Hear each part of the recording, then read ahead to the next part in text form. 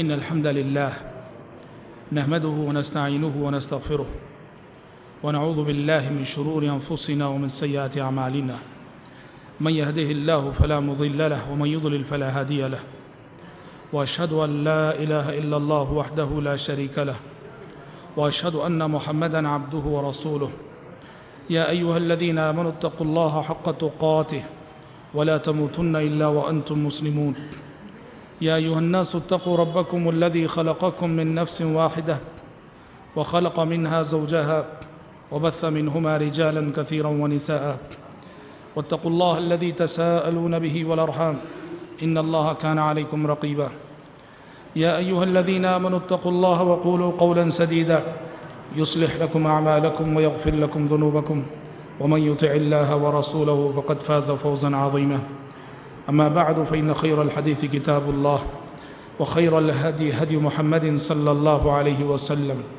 وشر الأمور محدثاتها وكل محدثة بدعة وكل بدعة ضلالة وكل ضلالة في النار. أعوذ بالله السميع العليم من الشيطان الرجيم من همزه ونفخه ونفثه. بسم الله الرحمن الرحيم. اقرأ باسم ربك الذي خلق خلق الإنسان من علق اقرأ وربك الأكرم الذي علم بالقلم علم الإنسان ما لم يعلم. اللہ تبارک و تعالیٰ کا بے انتہا شکر و احسان ہے کہ جس کی توفیق سے دروس سیرت کا ہمارا یہ سلسلہ بفضلہ تعالیٰ کامیابی کے ساتھ آگے بڑھ رہا ہے، اور آج کے اس چھٹے درس میں انشاءاللہ تعالی ہم نبی کریم صلی اللہ علیہ وسلم کی نبوت سے پہلے کی زندگی سے تعلق رکھنے والا ایک واقعہ، اور پھر آپ صلی اللہ علیہ وسلم کو جو نبوت ملی اور نبوت ملنے کے حالات، اس پر آج آپ کے سامنے روشنی ڈالیں گے۔ نبوت سے قبل جو حالات آپ صلی اللہ علیہ وسلم کے ساتھ پیش آئے، جو واقعات پیش آئے، ان میں سے ایک واقعہ وہ بھی تھا جس واقعے میں اللہ تبارک و تعالیٰ نے مکے والوں کی زبانی نبی کریم صلی اللہ علیہ وسلم کے اخلاق، آپ کے کردار کی بلندی کا اعتراف کروایا۔ ایک ایسا واقعہ ہوا جہاں سارے اہل مکہ جو آگے چل کر آپ کے دشمن بننے والے تھے، جو آگے چل کر آپ کو نعوذ باللہ جھوٹا کہنے والے تھے، یہ سارے لوگوں نے اس واقعے میں آپ کو صادق اور امین کا ٹائٹل دیا تھا کہ آپ مکے کے سب سے سچے انسان ہیں، آپ مکے کے سب سے امانت دار انسان ہیں۔ اور یہ واقعہ کیا ہے؟ جب مکے میں سیلاب آیا، سیلاب آنے کی وجہ سے خانہ کعبہ کی دیواروں میں دراڑیں پڑ گئیں، اور قریب تھا کہ خانہ کعبہ منہدم ہو جاتا۔ اس وقت مشرکین مکہ نے مشرک رہتے ہوئے بھی خانہ کعبہ کا بڑا احترام وہ کرتے تھے۔ انہوں نے یہ طے کیا کہ خانہ کعبہ کو ازسر نو تعمیر کرنا ہے، اس کی موجودہ دیواروں کو گرا کر۔ چنانچہ اس کی جو دیواریں دراڑیں پڑ چکی تھیں یا منہدم ہو چکی تھیں، قریش مکہ نے پھر سے تعمیر کیا خانہ کعبہ کو، اور تعمیر کرتے ہوئے اتنا لحاظ رکھا انہوں نے اللہ کے گھر کا کہ سارے قریش نے مل کے یہ طے کیا کہ ہم اللہ کے گھر کو تعمیر کرنے جا رہے ہیں، لہٰذا ہر شخص وہی پیسہ اس میں لگائے جو حلال پیسہ ہے، جائز پیسہ ہے، حرام طریقے سے کمایا ہوا ایک پائی اس میں نہ لگائی جائے۔ انہوں نے کہا کوئی زانیہ اپنی کمائی اس میں نہ لگائے، کوئی کاہن اپنی کمائی اس میں نہ لگائے، کوئی ظالم ظلم کر کے کمائی ہوئی دولت اس میں نہ لگائے۔ یہ اللہ کا گھر ہے، حلال کمائی جس کے پاس جتنی ہے وہ لائے، اسی میں ہم اللہ کا گھر تعمیر کریں گے۔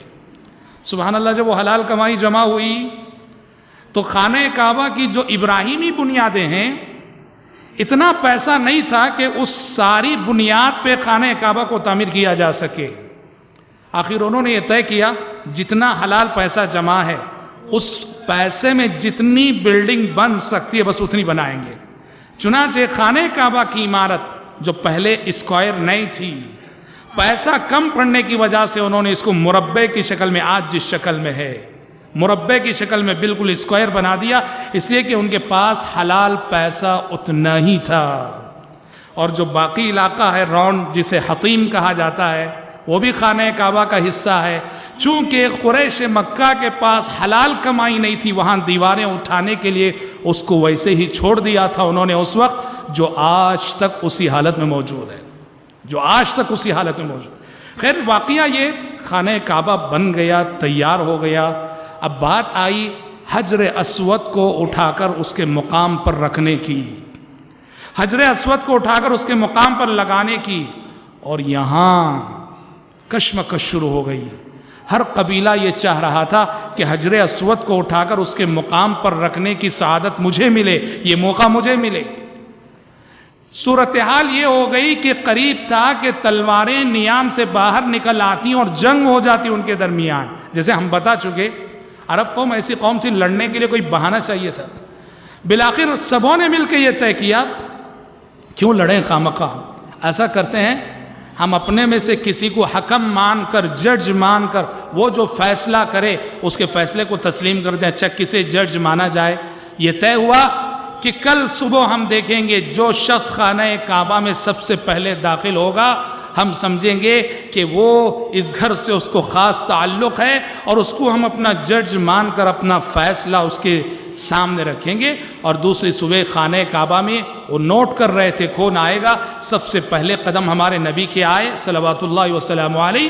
سارے قریش مکہ نے کہا کہ صادق آ گئے، امین آ گئے۔ دیکھو اللہ قدرت ان کی زبانی اعتراف کروا رہی ہے۔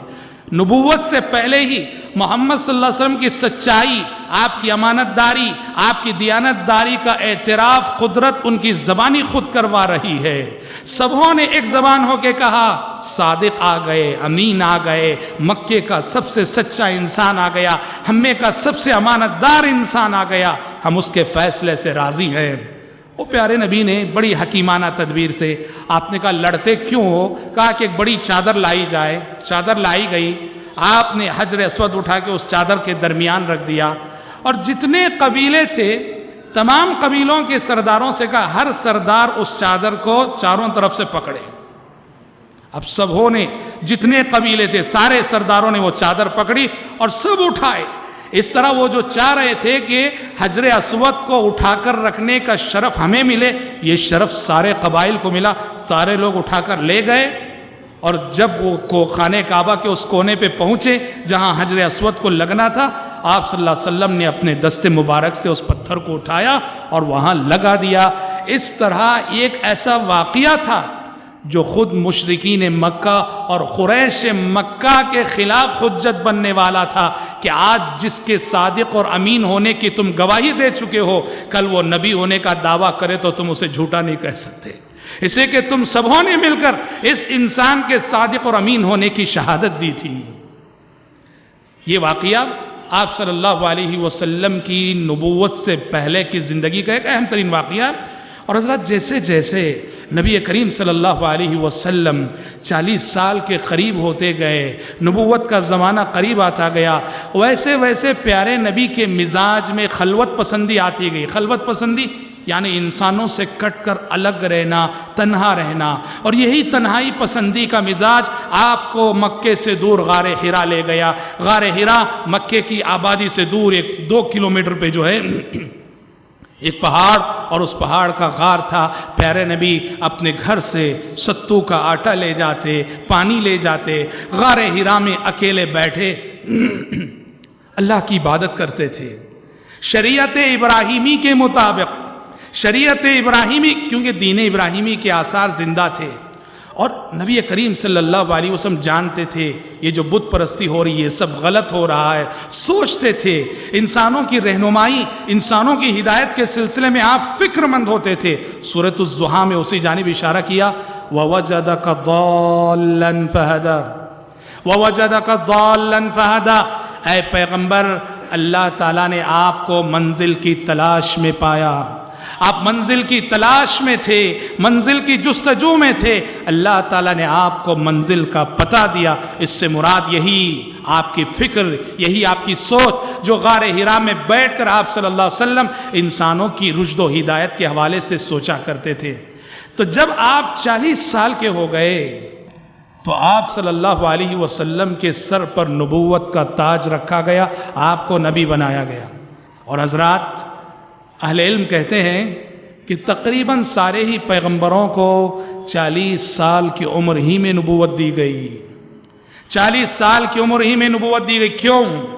اس لیے کہ 40 سال کی عمر ایک ایسی عمر ہے جہاں انسان کا شعور بالغ ہوتا ہے، جہاں انسان کے جوش پر اس کا ہوش غالب آتا ہے، جہاں انسان جذباتیت سے خالی ہوتا ہے، جہاں انسان بڑی دور اندیشی سے فیصلے کرتا ہے۔ اس سے پہلے جوانی کی عمر میں فیصلے جوش میں کر دیتا ہے، جذبات میں کر دیتا ہے اور آگے چل کے نقصان اٹھاتا ہے۔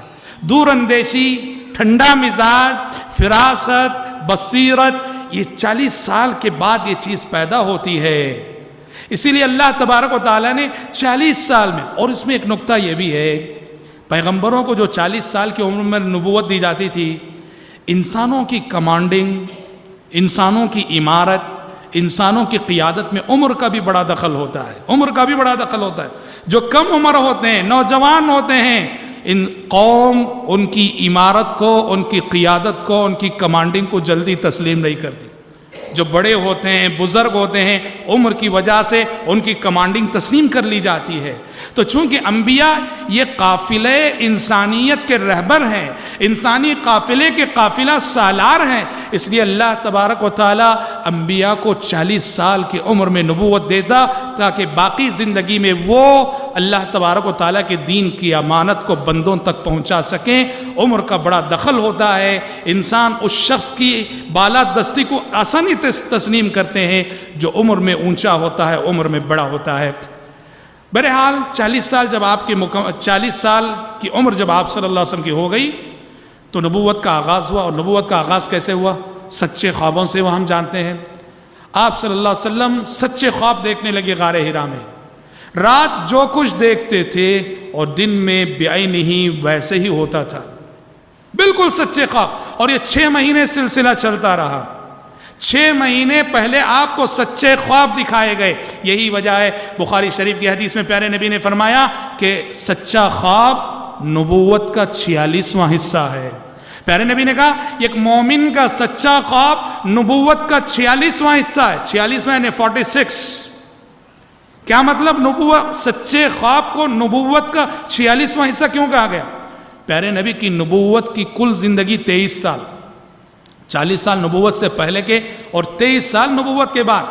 23 سال میں 6 مہینے خوابوں کے جو سچے خواب تھے۔ ظاہر بات ہے 23 سال میں 6 مہینے کی نسبت اگر آپ دیکھیں گے تو 6 مہینے 23 سال کا 46واں حصہ ہے۔ تو پیارے نبی کو 6 مہینے سچے خواب دکھائے گئے، اسی لیے اس کو نبوت کا 46واں حصہ قرار دیا گیا۔ الرؤيا الصالحة یا رؤيا المؤمن جزء من 46 جزءا من النبوة، یہ بخاری شریف کے الفاظ ہیں۔ حضرات 6 مہینے جیسے مکمل ہوئے خوابوں کے، وہ وقت آ گیا جس وقت نبی کریم صلی اللہ علیہ وسلم کے سر پر پوری وضاحت کے ساتھ نبوت کا تاج رکھا گیا۔ جبریل امین تشریف لائے غار حرا میں آپ صلی اللہ علیہ وسلم کے پاس، اور آ کے آپ سے فرمایا کہ اقرأ، پڑھیے آپ۔ پیارے نبی امی تھے، نہ آپ لکھنا جانتے تھے نہ آپ پڑھنا جانتے تھے۔ آپ تو پہلے اس فرشتے کی آمد سے حیران ہوئے، کبھی خواب و خیال میں بھی آپ نے سوچا نہ تھا۔ آپ نے کہا ما انا بقارئ، مجھے پڑھنا نہیں آتا۔ جبریل امین نے آپ کو اپنی باہوں میں لیا، اپنے سینے سے لگایا اور زور سے دبوچا، دبوچ کر چھوڑا، کہا اقرأ، اب پڑھیے۔ پیارے نبی نے پھر کہا ما انا بقارئ، مجھے پڑھنا نہیں آتا ہے۔ جبریل امین نے پھر آپ کو اپنی باہوں میں لیا، اپنے سینے سے لگایا، زور سے دبوچا، اب چھوڑ کے کہا اقرأ، اب پڑھیے۔ پیارے نبی نے دوسری مرتبہ بھی کہا ما انا بقارئ، میں امی ہوں، مجھے پڑھنا نہیں آتا۔ جبریل امین نے تیسری مرتبہ آپ کو اپنی باہوں میں لیا، زور سے دبایا، دبا کے چھوڑ کے کہا اقرأ بسم ربک الذی خلق، خلق الانسان من علق، اقرأ وربک الاکرم الذی علم بالقلم، علم الانسان ما لم يعلم۔ تیسری مرتبہ بے ساختہ پیارے نبی صلی اللہ علیہ وسلم کی زبانی یہ وحی کے کلمات جاری ہو گئے۔ اس کے بعد جو بھی وحی آسمان سے آیا کرتی تھی خود بخود آپ صلی اللہ علیہ وسلم کو حفظ ہو جایا کرتی تھی، وحی کے وہ کلمات آپ کے دل میں بیٹھ جایا کرتے تھے، آپ کو رٹنے کی ضرورت نہ ہوتی تھی، یاد کرنے کی ضرورت نہ ہوتی تھی، آسمان سے وحی آئی اور آپ کے دل پہ پتھر کی لکیر کی طرح بیٹھ گئی۔ کبھی آپ وہ اپنے وحی الہی کا نہ ایک لفظ بھولے، نہ ایک آیت بھولے، نہ ایک حرف بھولے۔ جس طرح آسمان سے وہ وحی نازل ہوئی، پیارے نبی نے اس وحی کو ہمیشہ یاد رکھا۔ حضرات، قرآن مجید کی سب سے پہلی وحی، جس وحی کے ذریعے سے ہمارے نبی کو نبی بنایا گیا، جس وحی کے ذریعے سے اللہ تعالیٰ نے آپ صلی اللہ علیہ وسلم کو نبوت اور رسالت کی دولت عطا کی، اس وحی کا پہلا ہی لفظ اقرا، پڑھیے۔ اس سے کیا معلوم ہوتا ہے؟ اس سے معلوم ہوتا ہے اسلام میں علم کی کتنی اہمیت ہے، پڑھنے پڑھانے کی کتنی اہمیت ہے، لکھنے لکھانے کی کتنی اہمیت ہے۔ اللہ اکبر، جس نبی پہ یہ وحی آئی وہ نبی امی، اور جس قوم عرب میں وہ نبی بھیجے گئے وہ قوم بھی قوم امی۔ اس پورے عرب میں لکھنے والے پڑھنے والے ڈھونڈنے سے بھی بڑی مشکل سے ملتے تھے، لیکن ایسی امی قوم اور ایسے امی قوم کے امی پیغمبر کے پاس آنے والی پہلی وحی کا پہلا لفظ اقرا، پڑھیے آپ، اور صرف اقرا نہیں۔ اور دیکھو یہاں کیا پڑھنا نہیں، یہ نہیں بتایا گیا، اقرا پڑھیے آپ۔ مقروء کیا ہے، کیا پڑھنا ہے وہ نہیں بتایا گیا۔ مطلب کیا ہے؟ ہر چیز پڑھنا ہے، اللہ کی کتاب کو پڑھنا ہے، اللہ کی وحی کو پڑھنا ہے، اللہ کے قانون کو پڑھنا ہے، اللہ کی شریعت کو پڑھنا ہے، اللہ کی سنتوں کو پڑھنا ہے، کائنات کے نظام کو پڑھنا ہے، زمین کو پڑھنا ہے، آسمان کو پڑھنا ہے، ستاروں کو پڑھنا ہے، سورج کو پڑھنا ہے، چاند کو پڑھنا ہے، جسے قرآن مجید کائنات میں غور و فکر و تدبر سے تعبیر کرتا ہے۔ اقرا پڑھیے آپ، بسم ربک الذی خلق، اپنے اس رب کے نام سے جس نے کہ پیدا کیا، خلق الانسان من علق، جس نے انسان کو خون کے لوتھڑے سے پیدا کیا۔ ابتدائی 5 آیتیں پہلی وحی میں نازل ہوئی، اور سچ کہیں اقرا بسم ربک کی یہ وحی ہے جس نے دیکھتے ہی دیکھتے عرب قوم کو، جو کہ دنیا کی امی قوم تھی، عرب قوم میں علم کی ایک ایسی روح پھونکی، دیکھتے ہی دیکھتے اس عرب قوم میں، جس عرب قوم میں سینکڑوں میل تلاش کر لو، لکھنے والے پڑھنے والے مشکل سے ملتے تھے،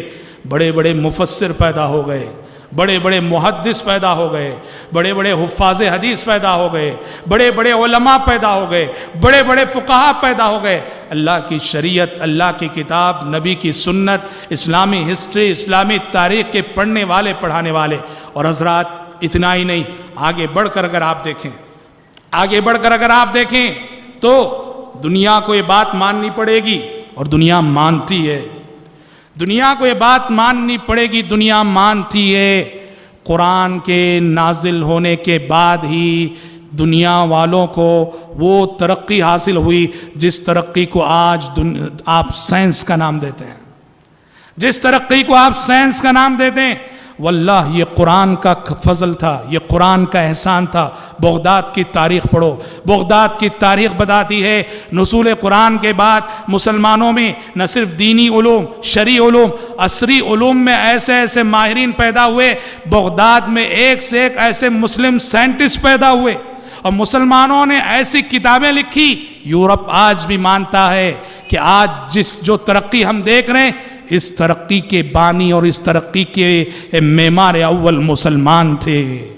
تاتاریوں کا جب فتنہ ہوا، تاتاریوں نے ہماری کتابیں لوٹیں، ہمارے علوم لوٹے، ہمارے آبا و اجداد کی لکھی ہوئی کتابیں۔ شاعر مشرق علامہ اقبال نے اسی حقیقت کی طرف اشارہ کرتے ہوئے کہا تھا، حکومت کا تو کیا رونا کہ وہ ایک عارضی شے تھی، حکومت کا تو کیا رونا کہ وہ ایک عارضی شے تھی، نہیں قدرت کے آئینے مسلم سے کوئی چارہ، مگر وہ علم کے موتی کتابیں اپنے آبا کی، مگر وہ علم کے موتی کتابیں اپنے آبا کی، کہ دیکھیں جن کو یورپ میں تو دل ہوتا ہے سپارہ۔ کیا بولتے علامہ اقبال نشاد؟ کہا کہ ہماری حکومت گئی، کرسی گئی، خلافت گئی، اس کا کوئی غم نہیں، لیکن رنج ہوتا ہے، ہمیں دکھ ہوتا ہے تو علم و فن کے اس خزانے کو، جو خزانے کے یورپ نے ہماری لائبریریوں سے چرائے، اور آج ہمارے آبا و اجداد کی لکھی ہوئی کتابیں ہمیں جو ہے برلن کے، جرمن کی کیپٹل سٹی برلن کی لائبریری میں ملتی ہیں، ہمارے آبا و اجداد کی لکھی ہوئی کتابیں۔ اقبال کہتے ہیں وہ جب دیکھتے ہیں تو دل ٹکڑے ٹکڑے ہو جاتا ہے کہ کیسے تھے ہم اور کیا ہو گئے ہم۔ حضرات، یہ اعلان اقرا اقرا بسم ربک الذی خلق، یہ امت وہ امت ہے کہ علم و فن کی شمع اس امت کے ہاتھ میں رہی ایک مدت تک۔ افسوس ہے امت مسلمہ کی اس وقت کی موجودہ صورتحال پر۔ دینی علم جو سب سے زیادہ ضروری علم ہے، دینی علم میں کتنے پیچھے ہیں، اور جب دینی علم میں پیچھے ہیں تو عصری علوم میں بھی وہی صورتحال ہے۔ تو اقرا بسم ربک الذی خلق کی پہلی وحی ہمیں یہ پیغام دیتی ہے کہ پڑھنا ہے، علم ہی سے انسان بنتا ہے۔ اللہ تعالیٰ نے کہا فَاعْلَمْ أَنَّهُ لَا إِلَهَ إِلَّا اللَّهِ، اے پیغمبر علم حاصل کیجئے۔ کون سا علم؟ عقیدہ توحید، لا الہ الا اللہ۔ سب سے پہلا علم، سب سے اہم علم جو ہمیں اس دنیا میں حاصل کرنا ہے وہ عقیدہ توحید کا علم ہے۔ فَاعْلَمْ أَنَّهُ لَا إِلَهَ إِلَّا اللَّهِ۔ حضرات، پیارے نبی صلی اللہ علیہ وسلم اس پہلی وحی کے بعد بہت پریشان ہو کر اپنے گھر لوٹے، اور آپ جانتے ہیں مائی خدیجہ رضی اللہ عنہا سے آپ نے کہا زملونی، آپ نے کہا کہ چادر اڑا دو۔ بہت ڈرے ہوئے تھے آپ صلی اللہ علیہ وسلم، بہت سہمے ہوئے تھے آپ صلی اللہ علیہ وسلم۔ خدیجہ رضی اللہ عنہ نے کہا ہوا کیا ہے، ماجرا کیا ہے، بتائیے۔ پیارے نبی نے کہا میں اپنی زندگی میں ایسے واقعات دیکھ رہا ہوں کہ مجھے اپنی ہلاکت کا ڈر ہو رہا ہے کہ شاید میں ہلاک ہو جاؤں گا۔ مائی خدیجہ رضی اللہ عنہا نے آپ صلی اللہ علیہ وسلم کو حوصلہ دیتے ہوئے، آپ کو ہمت دیتے ہوئے وہ تاریخی جملے کہے تھے، كلا لن يخزيك الله أبدا إنك لتصل الرحم وتحمل الكل وتكسب المعدوم وتقري الضيف وتعين على نوائب الحق۔ کہا کہ ہرگز نہیں، اے میرے سرتاج، اللہ تعالیٰ آپ کو بے یار و مددگار نہیں چھوڑے گا، آپ پر کوئی خطرہ نہیں آئے گا، کیونکہ آپ وہ ہیں انک لتصل الرحم، ٹوٹے ہوئے رشتوں کو جوڑنے والے ہیں آپ، وتحمل الکل، دوسروں کا بوجھ اٹھانے والے ہیں آپ، تکسب المعدوم، جس کے پاس کچھ نہیں اسے کما کر دینے والے ہیں آپ، وتقری الضیف، مہمان کی مہمان نوازی کرنے والے ہیں آپ، وتعین علی نوائب الحق، مصیبت زدہ انسانوں کی مدد کرنے والے ہیں آپ۔ حضرات، مائی خدیجہ رضی اللہ عنہا کا یہ کردار، اس سے کئی باتوں پر روشنی پڑتی ہے۔ سب سے پہلی بات، ایک مثالی بیوی کیسی ہوتی ہے اور مثالی بیوی کو کیسا ہونا چاہیے۔ مثالی بیوی وہ ہے کہ شوہر جب باہر کی زندگی کے جھمیلے لے کر، بہت ساری ٹینشنوں کا بوجھ لے کر گھر میں داخل ہو تو بیوی ایسی ہو، اس کی گفتگو ایسی ہو، اس کی مسکراہٹ ایسی ہو کہ شوہر باہر کی زندگی کے رنج اور غم بھول جائے۔ وہ بیوی اچھی بیوی نہیں کہلاتی، وہ بیوی مثالی بیوی نہیں کہلاتی کہ شوہر جب بھی گھر آئے تو ایک ٹینشن دے کر اسے گھر سے باہر بھیجے۔ گھر آ رہا ہے ٹینشن لے کے باہر نکل رہا ہے، گھر آ رہا ہے ٹینشن لے کے باہر نکل رہا ہے۔ یاد رکھو، کسی بھی انسان کو، وہ زندگی کے کسی بھی میدان سے تعلق رکھنے والا ہو، اگر گھر میں بیوی سے سکون نہ ملے، وہ باہر کی زندگی میں کوئی قابل ذکر کام نہیں کر سکتا۔ کوئی بڑا انسان گھریلو زندگی میں بیوی بچوں سے جسے سکون نہ ملے، وہ باہر کی زندگی میں کوئی انقلابی کارنامہ انجام نہیں دے سکتا۔ اس کے مقابلے میں گھر سے باہر کی زندگی کے لاکھ ٹینشن ہو، لاکھ الجھنیں ہو، لیکن گھر میں انسان کو سکون ملے، وہ گھر کے باہر کی زندگی کی تمام الجھنوں کا مقابلہ ہمت سے کرتا ہے۔ اور مائی خدیجہ رضی اللہ عنہ نے وہی کردار ادا کیا، وہی رول ادا کیا، اور قیامت تک آنے والی مومن خواتین کو انہوں نے پیغام دیا کہ ایک اچھی اور مثالی خاتون وہ ہوتی ہے کہ جو مشکل اوقات میں شوہر کو ہمت دینے والی، شوہر کو حوصلہ دینے والی، یہ مومن خاتون کا مثالی کردار ہوتا ہے۔ اور حضرات، دوسری بات، مائی خدیجہ رضی اللہ عنہ نے جو فرمایا، اس سے دوسری بات یہ معلوم ہوتی ہے کہ نیکیاں انسان کو مصیبتوں سے بچاتی ہیں، نیکیاں انسان کو مصیبتوں سے بچاتی ہیں۔ مائی خدیجہ نے کہا، جب پیارے نبی نے یہ کہا مجھے ہلاکت کا ڈر ہے، माई खदीजा ने पूरे यकीन के साथ कहा, कल्ला लन युखज़ियक अल्लाहु अबदा, हरगिज़ नहीं, आप पर कोई मुसीबत और आफत नहीं आएगी, इसलिए कि आप ये नेकियां करते हैं। नेकियां इंसान को मुश्किलात से बचाती हैं, टेंशनों से बचाती हैं, उलझनों से बचाती हैं। और हजरात, तीसरी और अहम बात जिससे इस जो माई खदीजा रज़ी अल्लाह अन्हा के इन जुमलों से मालूम होता, वो क्या है? नबूवत से पहले की ज़िंदगी में हमारे नबी का किरदार, हमारे नबी का कैरेक्टर। 40 साल में आपको नबूवत मिली, 40 साल तक आप नबी नहीं थे, 40 साल तक आप रसूल नहीं थे, लेकिन नबूवत से पहले आपका कैरेक्टर क्या रहा, आपका किरदार क्या रहा? अल्लाहु अकबर, खिदमत खल्क। मुख्तसर अल्फाज में अगर कहें, टूटे हुए दिलों को जोड़ना, जहां नफरत आए वहां मोहब्बत को लाना, कोई बोझ उठाए जा रहा है उसके बोझ को हल्का करना, गरीबों नादारों को कमा के देना, कोई मेहमान आता है मेहमान नवाजी करना, कोई किसी मुश्किल और मुसीबत में मुब्तला है जाके उसका हाथ बटाना, खिदमत खल्क, बंदों के काम आना, इंसानों के काम आना। और प्यारे नबी ने फरमाया, वल्लाहु फी औनिल अब्द, वल्लाहु फी औनिल अब्द मा कान अल अब्दु फी औनि अखी, कि बंदा जब तक बंदे की मदद में रहता है, बंदा जब तक बंदे की मदद में रहता है, अल्लाह ताला उस बंदे की मदद में रहता है। हजरात, खिदमत खल्क, अल्लाह की मखलूक के साथ एहसान करना, भूखों को खिलाना, प्यासों को पिलाना, मुसीबत ज़दा इंसानों के साथ हमदर्दी करना, बीमारों का इलाज करवाना, वो चाहे किसी भी मजहब से ताल्लुक़ रखने वाले क्यों ना हो। सिर्फ मुसलमान गरीब नहीं, मुसलमान भूखा नहीं, मुसलमानों के साथ साथ ये ऐसे एहसानात हैं जहां शरीयत मजहब की तफरीक भी रवा नहीं रखती। हर भूखा वो लुक़मे का हक़ रखता है, उसे खिलाओ, हर प्यासा वो घूंघ का हक़ रखता है, उसे पिलाओ, हर बीमार वो इलाज का हक़ रखता है, उसकी मदद करो। हजरात, सहाबा ने जब प्यारे नबी ने यह हदीस फरमाई कि अगर कोई मुसलमान, कोई मोमिन एक दरख्त लगाए और कोई परिंदा आकर उस फल में से खाए, मोमिन को, जो दरख्त लगाने वाले मोमिन को सवाब मिलता है। सहाबा ने कहा, इन्ना लना फिल बहाइमी अजरा, अल्लाह के नबी, क्या जानवरों के साथ हुस्न सुलूक करने में भी अजर सवाब है? तब प्यारे नबी ने कहा, ज़मीन पर रहने वाले हर जानदार के साथ हुस्न सुलूक करने पर सवाब है।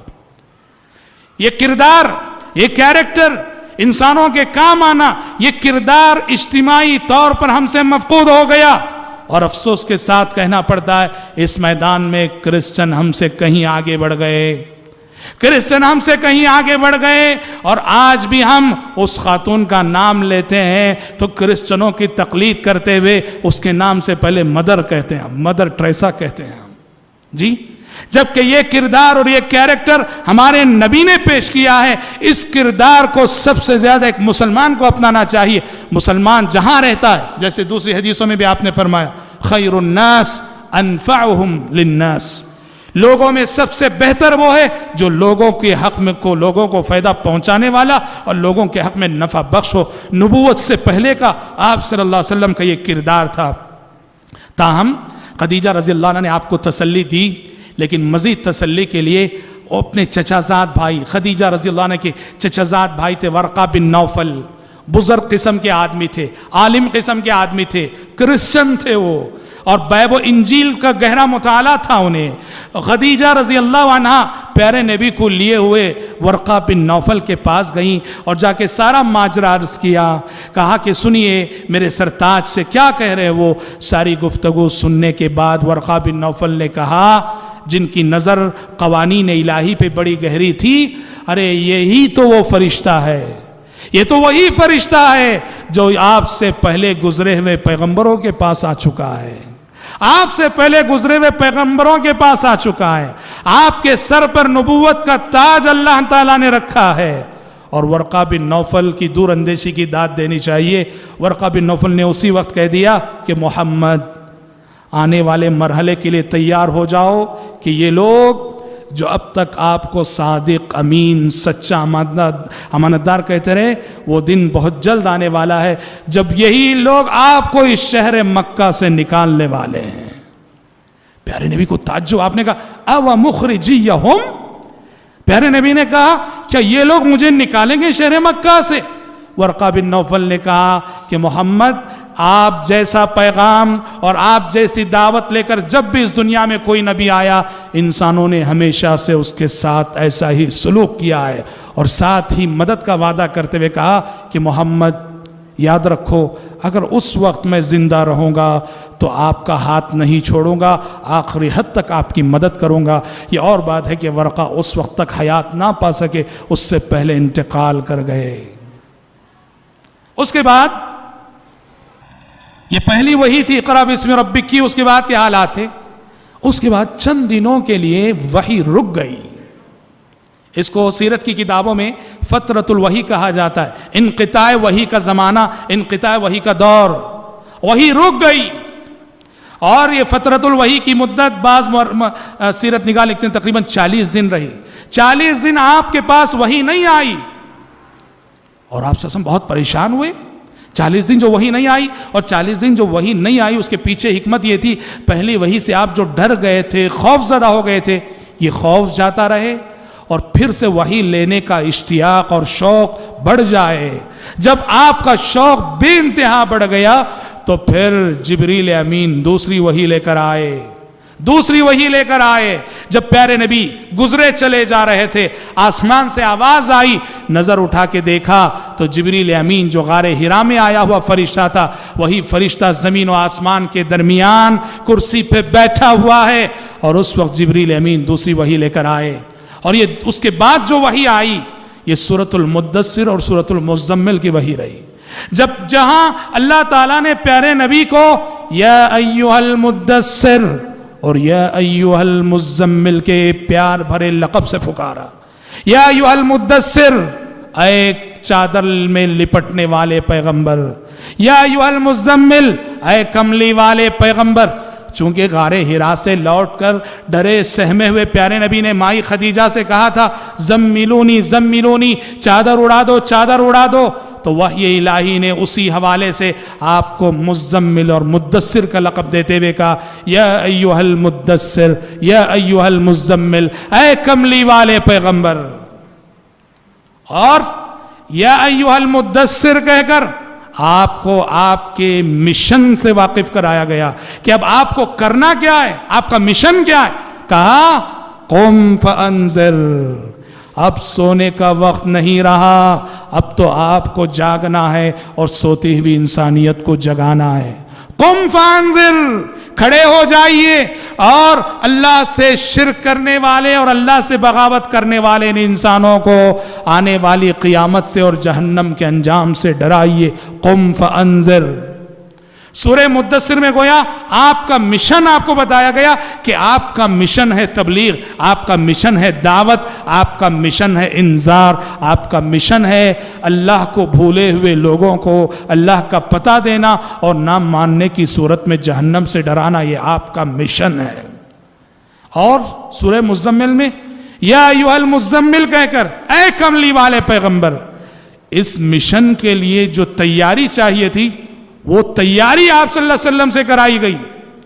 سورہ مدثر میں آپ کو آپ کا مقصد بتایا گیا، آپ کا مشن بتایا گیا، اور سورہ مزمل میں آپ کو اس مقصد کے لیے تیار کیا گیا۔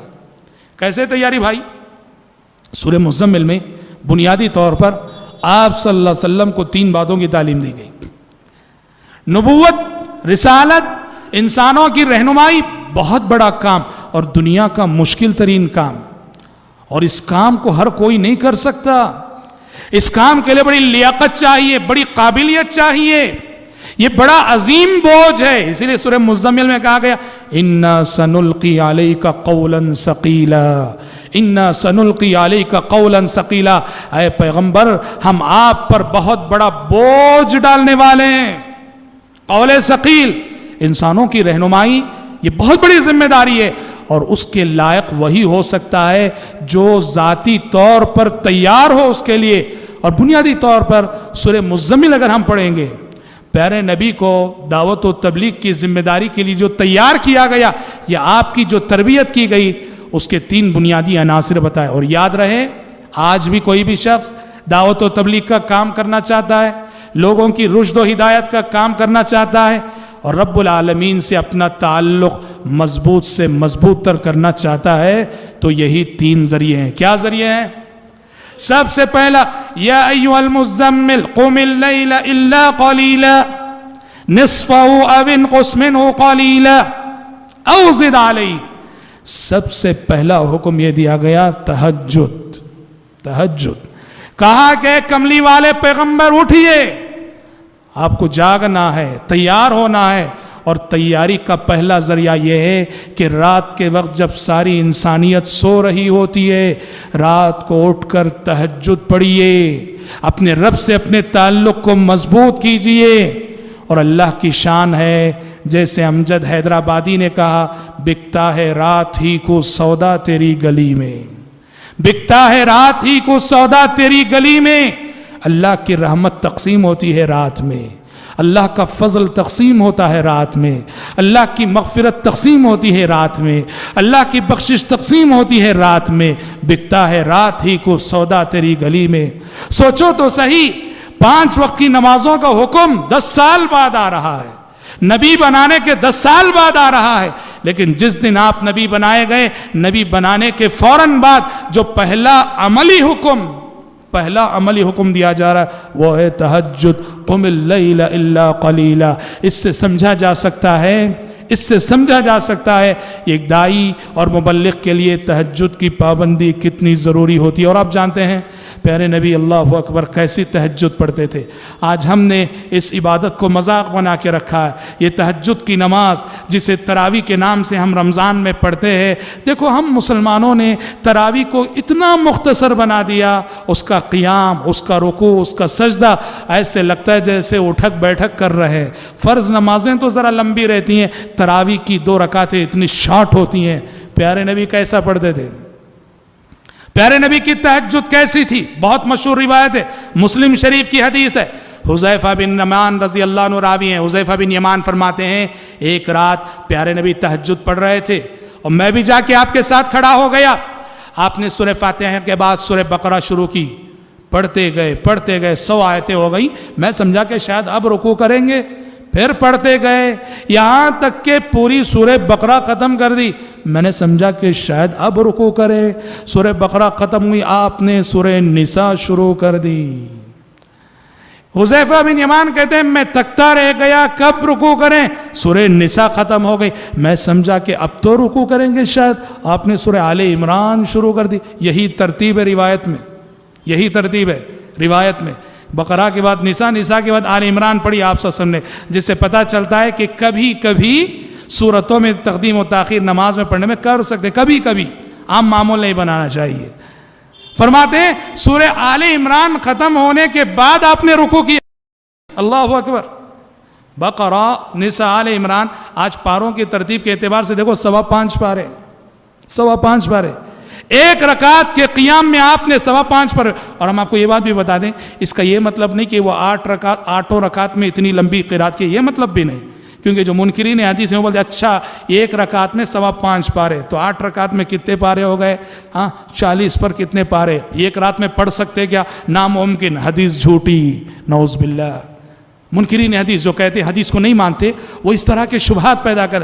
یہاں حذیفہ بن یمان اس رات کی پہلی رکعت کی صفت بیان کر رہے ہیں، وہ یہ نہیں کہہ رہے ہیں کہ باقی ساری رکعت بھی اتنی لمبی تھی.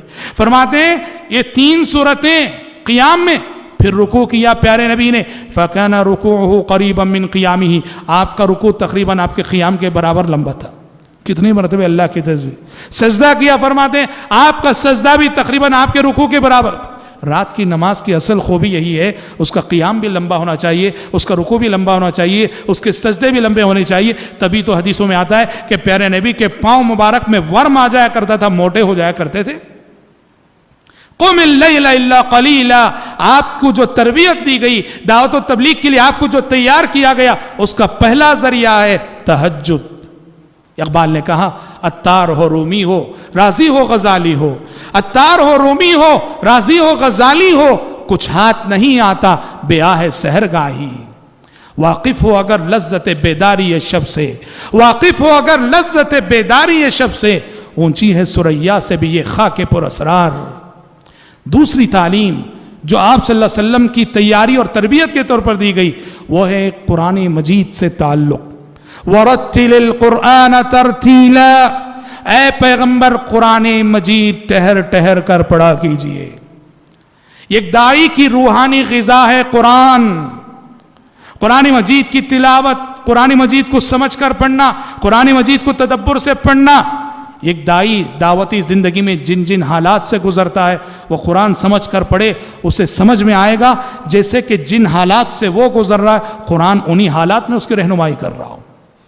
कुरान से ताल्लुक़। और तीसरी चीज़ बताई गई आप ससम की तरबियत के लिए, वो है वज़्कुर इस्म रब्बिका वतबत्तल इलैहि तब्तीला। अपने रब के नाम का जिक्र कीजिए, जिक्र इलाही, अल्लाह ताला का जिक्र। ज़बान अल्लाह के जिक्र से हमेशा तर रहे। अल्लाह की तस्बीह, अल्लाह की हम्द, अल्लाह की किब्रियाई, उसकी अज़मत, उसकी कुदरत, उसके जलाल का इकरार।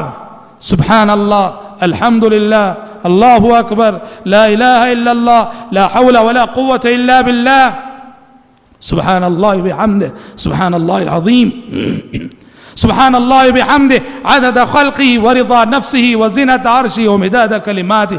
कितने अज़कार हैं। ज़िक्र इलाही, ये रूहानी ग़िज़ा है दाई की। ये तीन तालीमात आप ससम को दी गई कि तहज्जुद, कुरान मजीद की तिलावत और अल्लाह का ज़िक्र। कहा कि इंजार और दावत व तबलीग के लिए तैयारी इन तीन इबादतों से होती है। और जैसे हमने कहा आज भी कोई शख्स अल्लाह से अपने ताल्लुक़ को मजबूत करना चाहता है, इन तीन इबादतों को अपनाना ज़रूरी है। तो पहली वही इक़रा के बाद नाजिल होने वाली वही मुद्दस्सिर और मुज़्ज़म्मिल में आप सल्लल्लाहु अलैहि वसल्लम को ये तालीमात दी गई। और इसके बाद आप सल्लल्लाहु अलैहि वसल्लम की दाइयाना ज़िंदगी का आगाज़ होता है, तबलीग का आगाज़ होता है, जो हम कल इंशाअल्लाह ताला कल सुनेंगे। दावत का सिर्री मरहला, सबसे पहले दावत आप सल्लल्लाहु अलैहि वसल्लम ने कैसे शुरू की और कैसे आप सल्लल्लाहु अलैहि वसल्लम ने जो है क्या हिकमत अमली अपनाई, कौन सबसे पहले इस्लाम लाए, और फिर किस तरह से आपकी दावत सिर्री मरहले से निकलकर जहरी मरहले में दाखिल हुई, क्या हालात पेश आए, ये हम अपने आने वाले मुहाज़रात में सुनेंगे। आज इसी पर इक्तिफ़ा करते हुए अल्लाह ताला से दुआ करते हैं कि रब्बुल आलमीन हम सबको, आप सबको सीरत नबवी के सच्चे पैगाम को हमारी अमली ज़िंदगियों में नाफिज़ करने की तौफ़ीक़ अता फ़रमाए। आमीन। व आखिरु दावाना अनिल हम्दुलिल्लाहि रब्बिल आलमीन।